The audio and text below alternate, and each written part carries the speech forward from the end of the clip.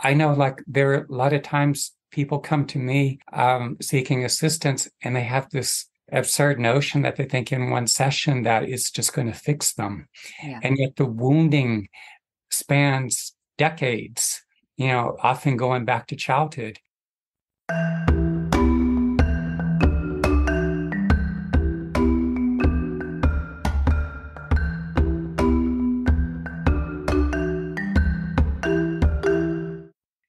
Hello and welcome to Self Talk. I'm your host, Rachel Astarte. Today I have as my guest Ben Oofana. He began his training at the age of 20 with one of the last surviving traditional doctors or medicine men among the Kiowa Indian tribe. Ben helps people to heal their bodies, minds, broken hearts, and other deep emotional wounds while helping them to increase their capacity to love and be loved, realize their true potential, and fulfill their life's purpose. Welcome, Ben. Hey, thank you, Rachel. Mm-hmm. Yeah. So today we're going to talk about something that's been coming up a lot, not just in my practice, maybe you've encountered it too, but I see it a lot in social media and on the news, which is midlife and midlife transitions and how difficult they can be for many of us.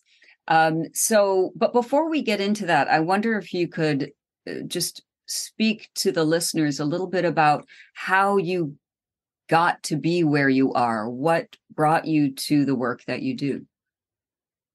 Even from a very early age, like maybe 3-4 years old, I just had this affinity towards Native Americans and peoples of other indigenous cultures, and and even at the age of 14, hearing about the traditional Native doctors and the experiences they had, the capacity they had to facilitate healing, I decided this is what I'll do with my life if ever given the opportunity. At 17, I took off on my own, and my car carried me as far as Oklahoma. I landed in a community of predominantly Kiowa Indians, ended up spending many nights sitting up in the teepees with Kiowa elders, apprenticed. That led to me apprenticing with one of the last surviving traditional doctors, Horace Delkai, who passed on portions of his own healing gifts to me. And then he had me go on the vision quest, where we go out the 4 days and nights to fast without food and water to earn the right to work with these gifts of healing. That's amazing. If you don't mind my asking, what was that like, and how were you welcomed into such a sacred and predominantly, one would think, private lineage of education? So here your car just kind of lands you there, and you're like, "Hey, can I come and sit in on some good stuff?" How did that happen? Well, I had met a number of Kiowa folks when some actually lived in Texas, because a lot of Native people would go down and to work in the Fort Worth, Dallas area. And then others would come to visit. So I had those connections. I was thinking I'd go to Tuba City, Arizona to enroll in boarding school so I could complete high school, because I hadn't finished yet. But my car died in Oklahoma. And so one of the young friends I met who was visiting, he introduced me to his father, who was at that time the elected president of the Kiowa chapter of the Native American Church, which is the group that runs the peyote meetings. So that was my doorway in. It was a mixed response. I mean, there was a number of Native people that did have a certain animosity, just because I was non-Native by birth, obviously. But this elderly man, Jack, who first took me into the meetings, and he says, where the others said, well, don't let him come in. And Jack just said, this one is different. Let him come in. And so he, took me into the meetings, and people, for the most part, deferred to him. And then when I went on to apprentice with my mentor, Horace, um, people were intimidated by Horace. I mean, he was so extraordinarily powerful. And so it's like, no, whatever he says, whatever. It worked. But Horace had this outrageous sense of humor too, he's because a lot of the native people were Christianized and, Yeah. he's crack jokes about, if you just grow a beard and we'll put you in a white robe and then we'll have you come into the teepee and then they'll think I'm really powerful. That's awesome. Yeah. Wonderful. Yeah, thank you for sharing that, because that's usually the first, that's the dream, isn't it? Is that someone Hmm. sees you and says, this one's different. Hmm. This one is not what you think, just because of what he might look like on the outside or what his genetic lineage might be. That's beautiful. I remember like at one point, they call them doctoring meetings, and that's where they have a peyote meeting specifically for where one of the traditional doctors will treat a patient. And so before this meeting, and because I knew a lot of the people who were more hard line, if you're white, it's like, you're not coming in. And I Mm-hmm. was so afraid Horace would toss me out. And, but yeah, we're lining up in front of the teepee and then we walk around, we go in. Oh, but before that, I'm talking with my friend who's about my age. I'm like 17 at the time. And Horace is across the hall and he just stops and there's this piercing stare like he's just looking right through me. I Mm. think in that instant, he knew something.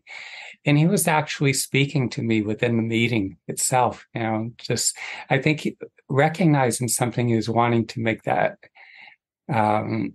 connection, Yeah. and so yeah. And then after about another year of college, when my grades are starting to go down, I realized, wow, I'm not doing what I need to do with my life. And I made my way out to New Mexico and Mm-hmm. to go apprentice with them. Beautiful. Yeah, I love New Yeah. Mexico. Um, Mhm. Excellent. Thank you for sharing that. And so gently transitioning to our topic today about midlife. Now, Mhm. you mentioned that that as we exchanged emails a little bit Mhm. back and forth before we met here, that midlife is a time of transition, which Mhm. many of us understand, but there's also a feeling of overwhelm that can Mhm. come. So much is changing. Men have andropause, women have menopause. There's and the person that we've spent decades creating is now going into a whole different form of being. Mhm. So like, we don't even know who we are in our 20s. We're figuring it out. By the time we're in our 30s, we're practicing what we think might be the person that we are. By our 40s, maybe we're a little more settled in it. But then we hit 50s, 60s, we're like, oh, wow. So there's so much change physically, emotionally, spiritually, and it can be overwhelming.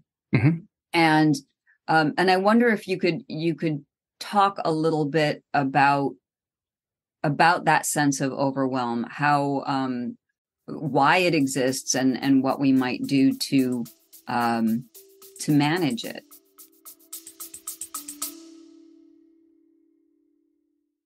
Hi, it's Rachel here. If you'd like to dive deeper into your own self-development, but you're looking for an alternative to traditional talk therapy, I think you'll love the Foundation of Self Immersion program. For a full year, you'll get dynamic coursework you can complete on your own time, plus weekly coaching calls and monthly one-on-one sessions with me for personal support.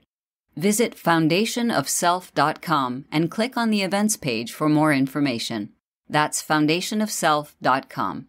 Now, back to the episode. When you consider all the changes that are occurring as we move into our 40s and on up, our 50s and our 60s, and our physical appearance is changing. Often we're gaining weight. our skin is changing, just all kinds of physical things. And so, and we live in a culture that places so much emphasis on physical appearance. And so with that, those differences, also a lot of relationships, for instance, that began in their 20s and 30s are coming to an end. Mm-hmm. And so many of us find ourselves single again. Mm-hmm. And so we're back out into the dating pool, and it's a whole different reality. Whereas before that we met with friends, we spent time engaged and connecting with one another, and now we're in this reality that in many respects is much more disconnected, where we're interfacing through digital media instead of having conversations. And, so there's that. There's also career changes in many instances because there's these developmental cycles that we go through. And maybe we have this passionate drive and inspiration that carries us into one cycle of our development, a certain career direction. But after, 10, 20 or more years, it's like we've cycled through that. I noticed a lot of things. I'm able to, because of all the training development I've gone through, scan people's physical bodies and minds.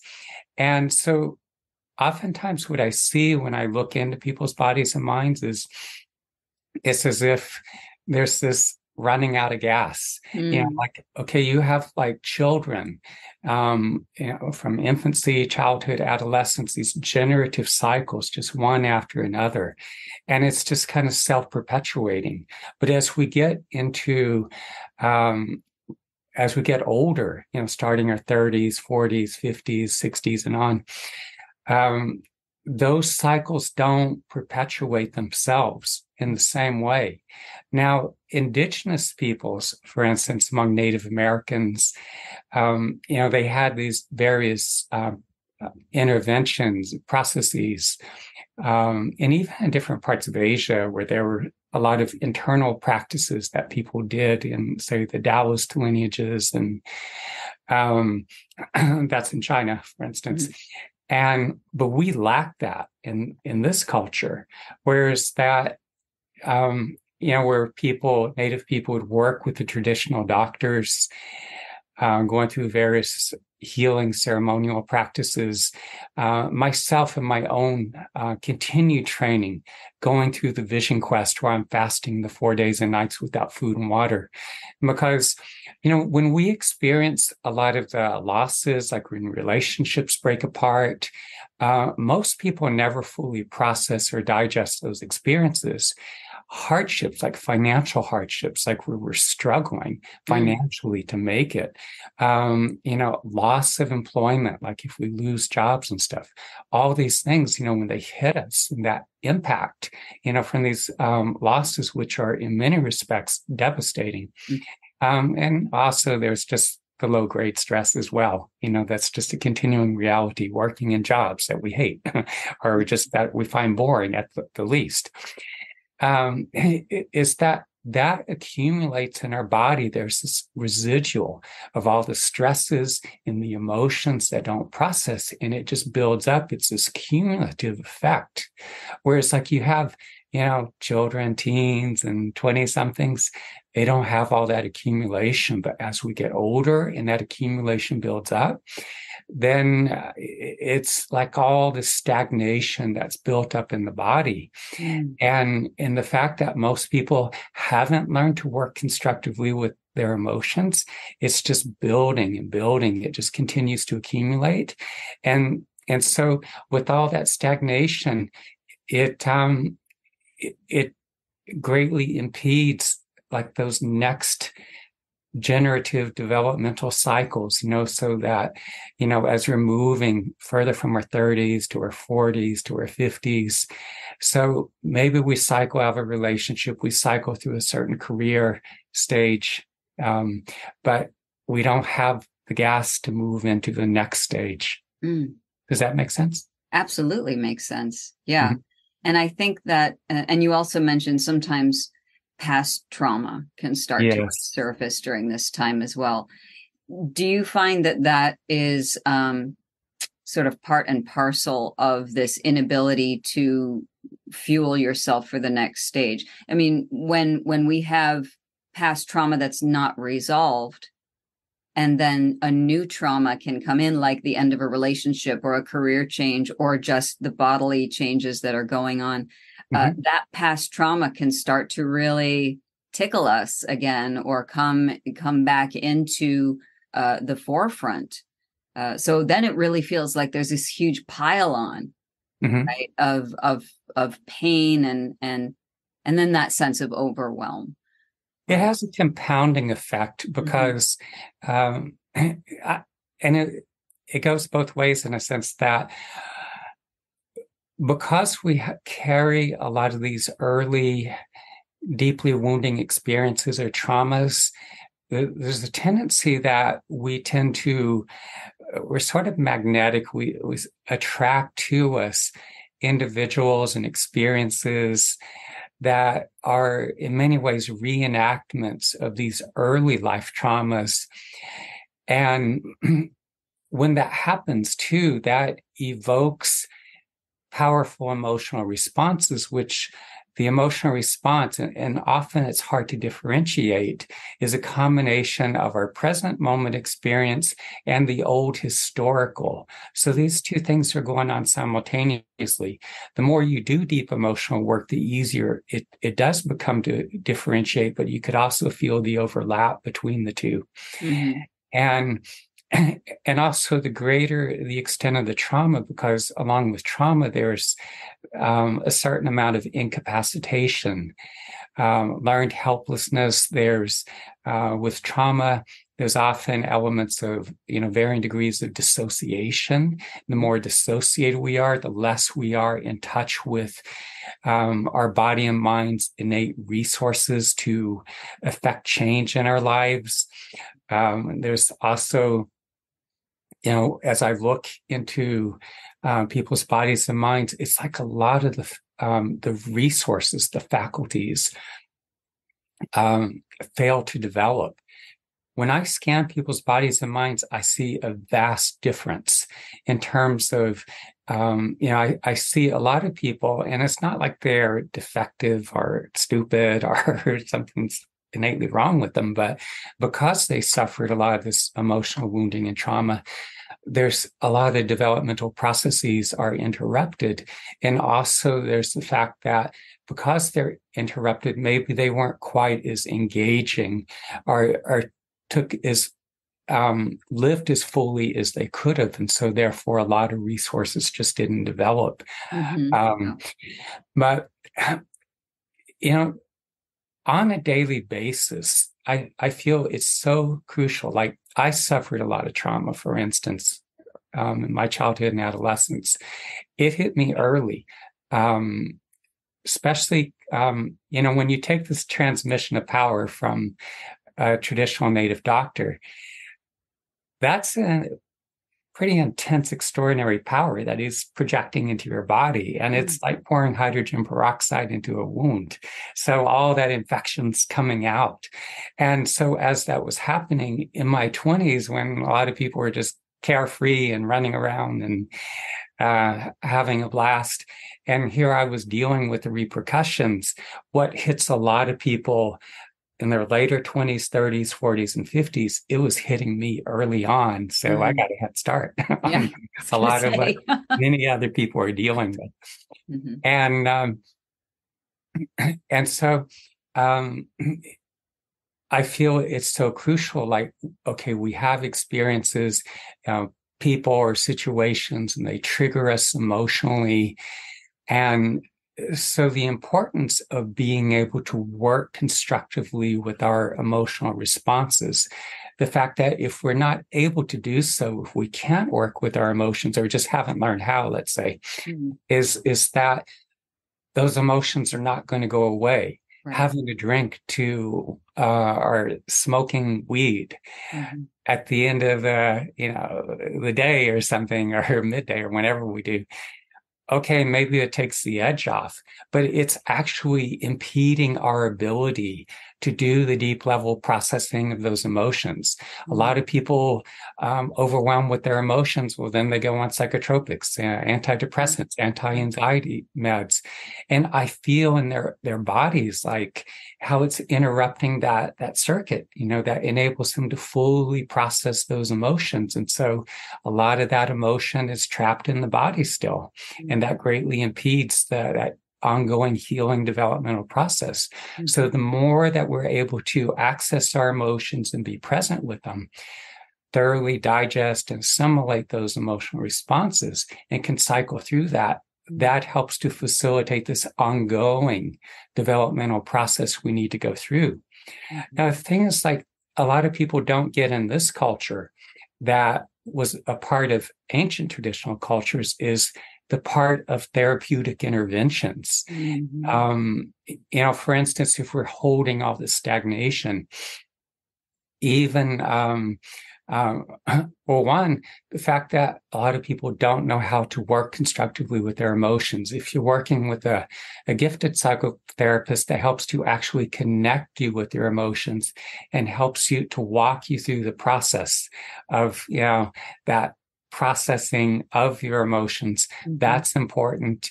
But even continuing from there, deep tissue body work, a lot of the emotions trapped in the body, all through the musculature, ligaments and tendons, everything, it brings these emotions up.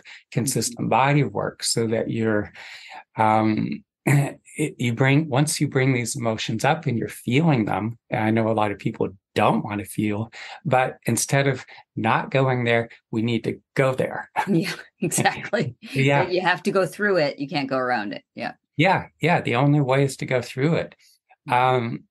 In different traditions, there are interventions. Within the Hindu Vedic traditions, the priests do a practice called yagyas, if I pronounce it right. It's a longer version of puja, mm-hmm. and where they're doing these intensive chants. They could even do it at a distance, mm-hmm. and you could feel that power, that presence working within and around your body, and it helps you to process a lot of stuff. Yeah. When the traditional doctors work with people, when I work with people individually, it's I work as a conduit. This extraordinarily powerful presence comes through me, and it's basically takes people into this intense dreamlike state, and all this stagnant emotional content is being transmuted, transformed. People are digesting this years of life experience, all this backlog of emotional content. Also, like my own training where I go through the vision quest. I've gone dozens of times, going like the 4 days and nights, no food and water, alone in the mountains. So as I do that too, sometimes it's like a near-death experience. Portions of my life are flashing before my eyes, and I'm reliving these experiences. And often I'm just like, wow, I didn't realize all that was living inside me still. And it's like often the experience and the emotions, all that are even more vivid than when it initially happened. And it's just so the deep level processing of our emotions and the interventions, when we combine that, instead of just stagnating, accumulating the stagnation, also the contraction, because when we take these hits in our lives and we're dealing with this, in some instances, relentless stress, mm-hmm. there are ways in which our body and minds just contract around that. And so when that happens, it's like there's this buildup and we lose touch with that spark, that inspiration, that deep inner core of our being. Mm-hmm. And so with the practices, the interventions, it's we're feeding, we're nourishing, mm-hmm. Cultivating that inner presence. It's growing stronger so that it emanates from us, it flows through us, and it carries us forward into subsequent stages of our growth. Mm-hmm. Right, because if we're stuck, obviously, as we were saying earlier, you can't transition Mm-hmm. the way that you need to transition into the next life cycle. So for people in midlife, I like to call it the wisdom sharing era, but we haven't even reached elderhood. Mm-hmm. And so we would miss out on such an important aspect of our being, our purpose, if we're stuck trying to be 30 again, Yeah. or stuck in the pain of all of these radical changes that are going on. And I love what you said about because we're not pathologizing what's happening. Mm-hmm. We are not saying that people are broken, Mm-hmm. although it can feel that way, but the people who experience this, and most of us do in one way or another, with all of the work that you've done, you were saying this is still coming up, Mm-hmm. but to say to when I work with my clients, I like to say at when we get good at this stuff, we say, bring it on. Mm-hmm. This is helping me to clear out what's stagnant in me. And that's a beautiful and loving process, even if what's coming up is painful, Mm-hmm. because the pain needs the love to have it be healed, Mm-hmm. and that comes from us. Um, so, so when you work with Oh, people, before you go on, yeah, go ahead. you made some important points here that Yeah, sure. um, so there's two things. When we talk about self-love, is that when we're denying, um, when we're not going there, when we shut down emotionally, we numb ourselves out. When we pour alcohol and other recreational drugs over the top of what we don't want to feel, or throw pharmaceuticals at it, um, that means we're not being present with parts of ourselves. When we're not being present with parts of ourselves, we are not accepting these parts of ourselves. We are not loving these parts of ourselves. And so we need to understand that self-love means becoming more and more and more fully present. And the other things where people talk about honesty, well, there's given truthful answers, but when we're avoiding issues, not wanting to face or deal with issues, when we're suppressing our emotions, in that instance, we're not being honest with ourselves, and therefore we can't be fully honest with anyone else for that matter. So, yeah, that's a good point. And that gets into shadow work, which you also do. mm-hmm. This idea of the disowned parts of ourselves. Mm-hmm. And sometimes we've disowned beautiful things. That's the golden shadow, right? Disowned Mm-hmm. our power, disowned our self-love, and we give it to a guru or a teacher, and we don't realize it lives within us as well. Mm-hmm. But this other part, the pain part, excuse me, where I have no boundaries. I have terrible negative self-talk, and I have so much trauma, and I'm so overwhelmed, and I'm so, never mind just the midlife part of it that just everybody has to go through. There's all this stuff that we've been carrying can make us begin to identify with our pain instead of understanding it as something that is asking to be healed. I think that's what you're saying. Yeah.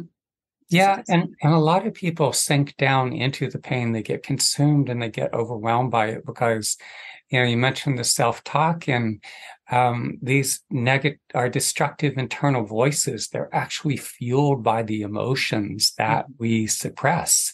And the more we can process these emotions, what happens is it diffuses, it weakens, dissolves that negative internal dialogue. It becomes less and less. And so the internal dialogue becomes much more supportive.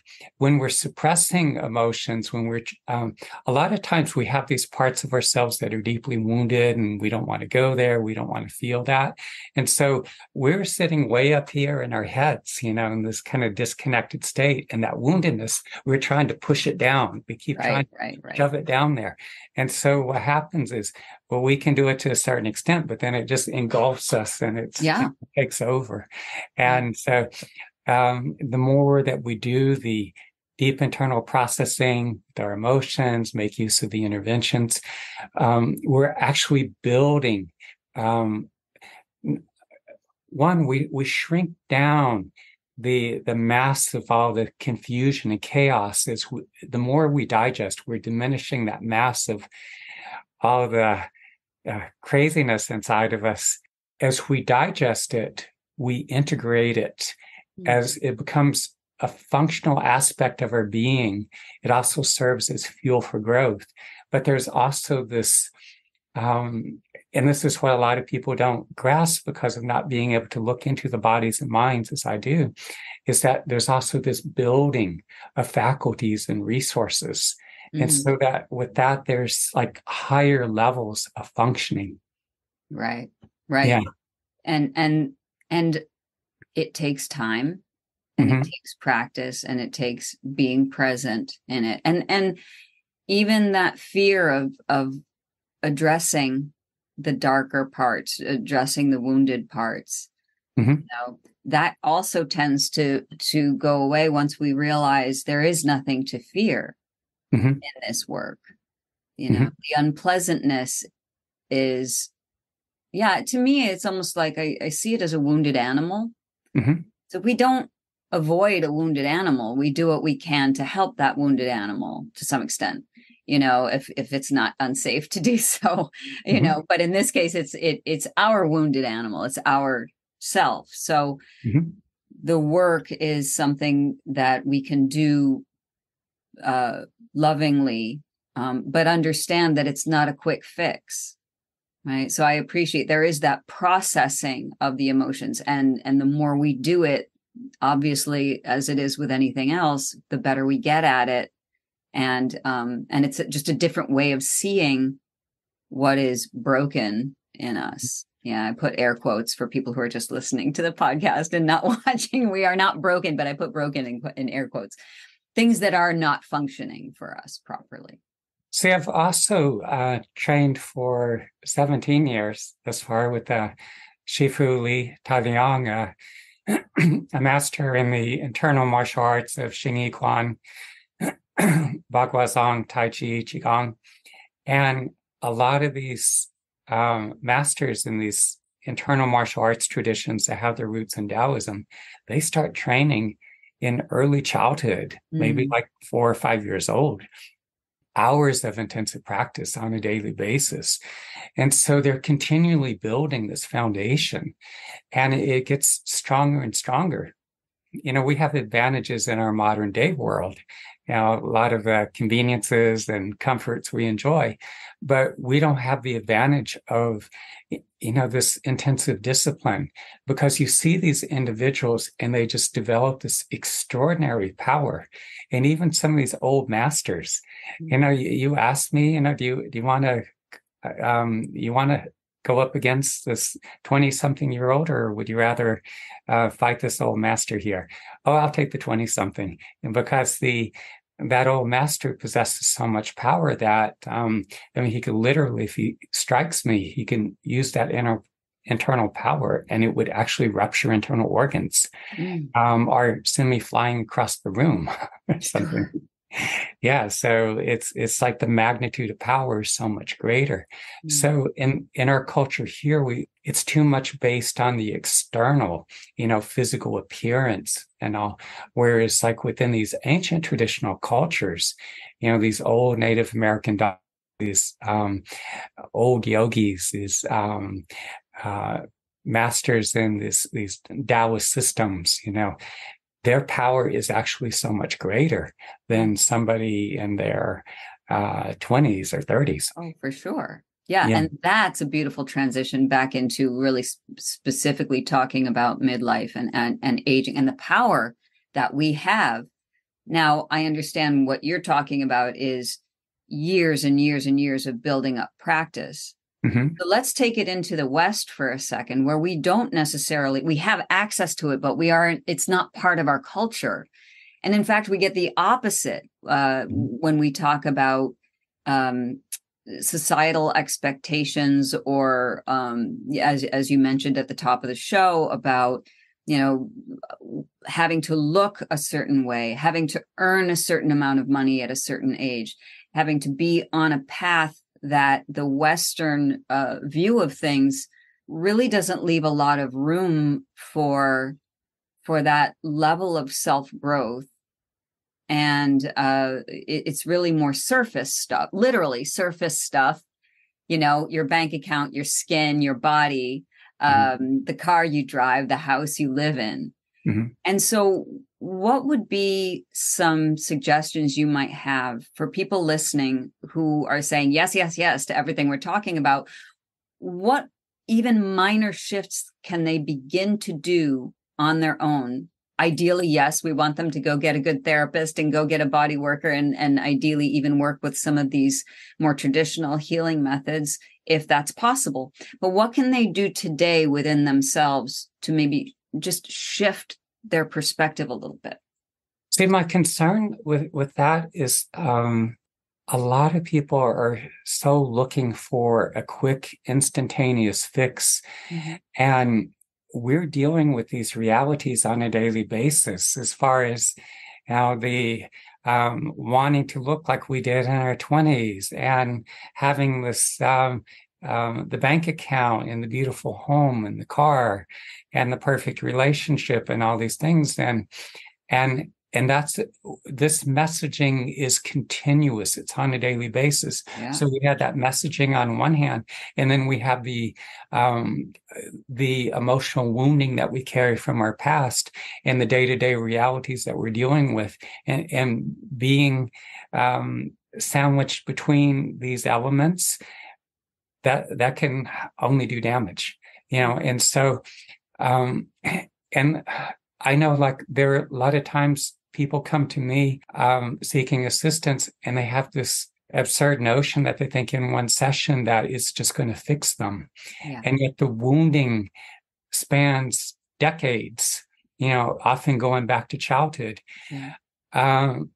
That's why I want to encourage people. I feel it's so crucially important that, anything worthwhile, many of us, we went through grade school and then on into college, and some of us earned masters and even doctorates.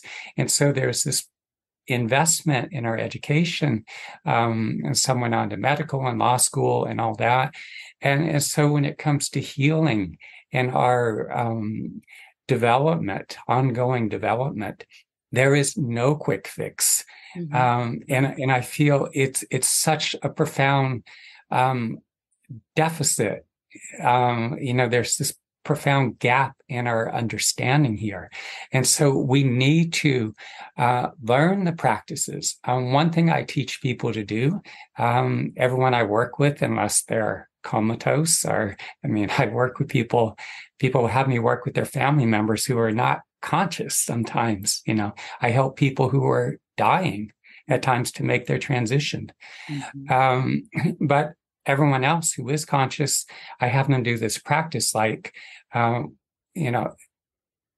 them bring to their awareness what's going on in their life, be it in their relationships, in their career, whatever's affecting them, bring it into their awareness. As they do that, okay, what do you feel in response to it? When you become aware of the feelings, where are they situated in your body? Yes. Yes. Are they in your chest cavity, further down your abdomen? Some people, they could be up in the throat, maybe moving further to the back.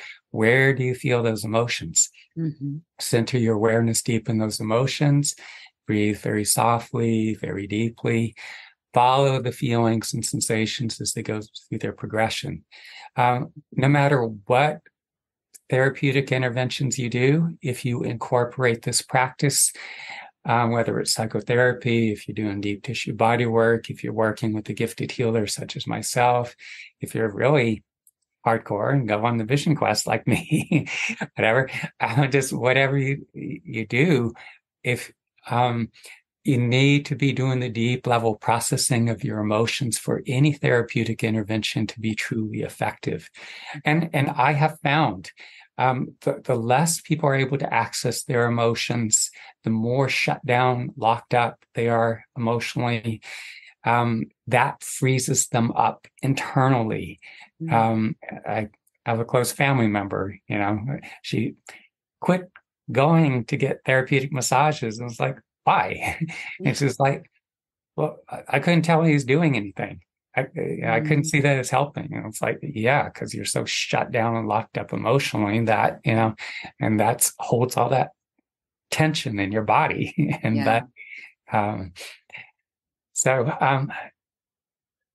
I would say that's the most important practice that I would encourage people to do.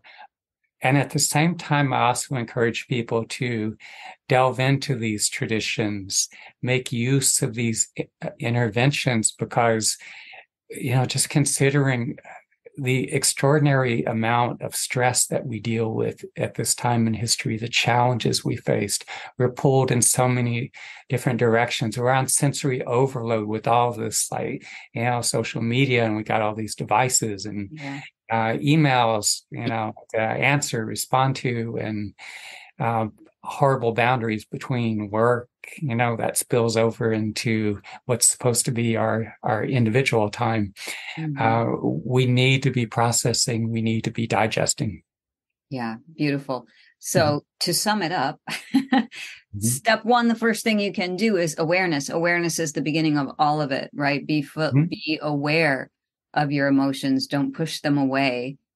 Mhm. Embrace them and drop into the body. Where are they in your body? What do they look like? What do they feel like? What do they smell like? What do they, I often give that practice to my clients. If you were to paint it, what does it look like? Where, because it's important for us to sit with it. And it is a practice. So the part two is the caveat is this is not a quick fix.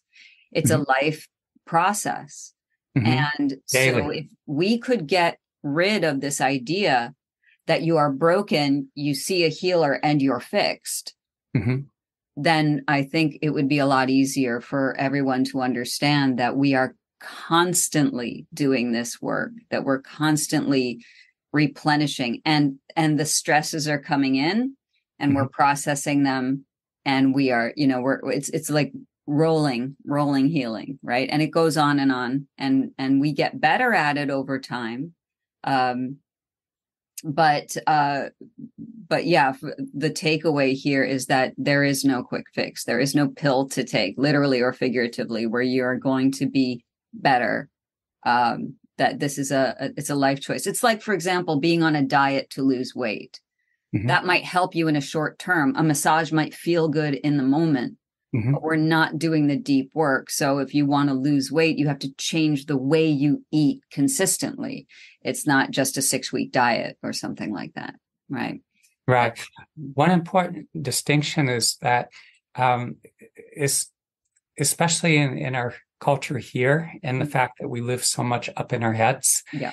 um, is that there's such a disconnect on an emotional level. Many people struggle to access their emotions at all. Right. Some cannot even identify feelings. When that's the case, I'll tell people, it's like, well, if you're not actually um, experiencing the actual emotional response itself, breathe into the physical sensations of your body. If your body's tensing up in your neck and shoulders, or up in your jaw, down in your abdomen, you feel this tensing up. But a lot of people tend to um, go off into visualizations, Mhm. and we could easily wander off into all kinds of fantasy tangents doing so.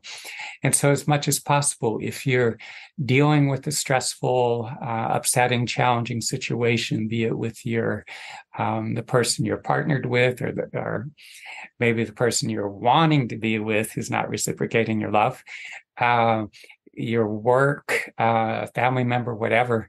Um, Instead of just wandering off into visualizations, the important thing I want to emphasize is feeling, like, not how does it think, or the visual imagery or what color you're seeing. It's like, what are the deepest feelings? Mm-hmm. Is it sadness? Is it insecurity? Um, is it anger, or what kind of feelings?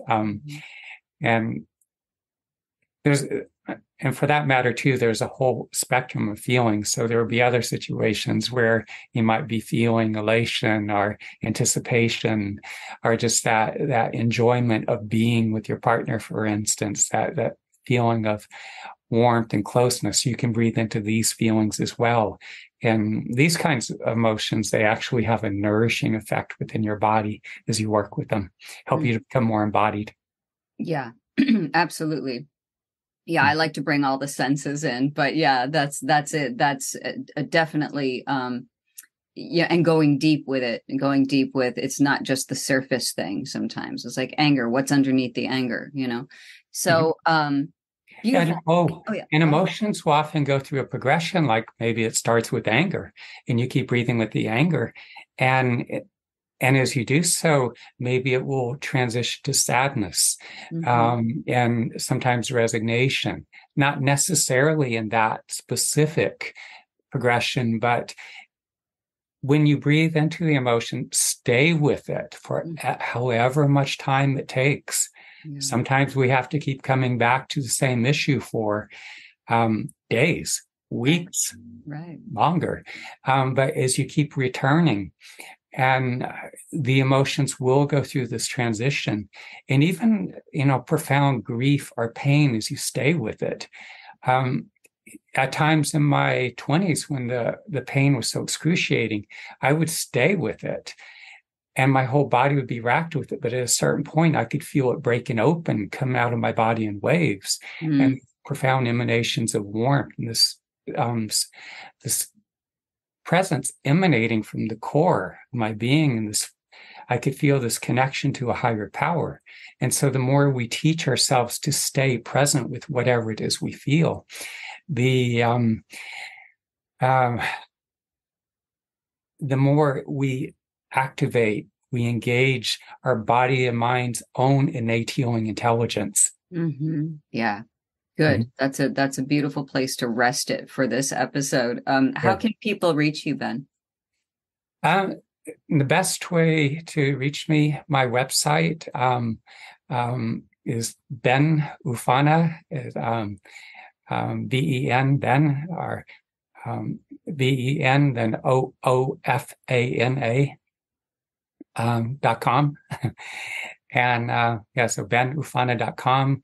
My Google Voice number, it's not safe to give my regular number, but my Google Voice number, where you can leave a message and I will call you back, is 332-333-5155.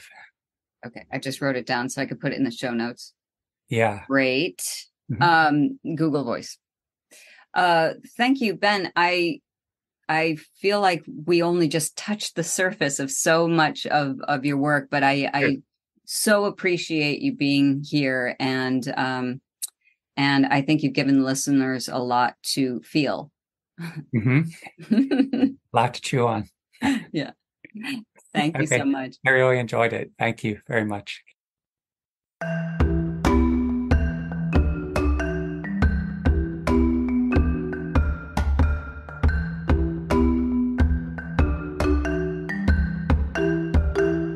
Hi, this is Rachel Astarte from the Self-Talk Podcast.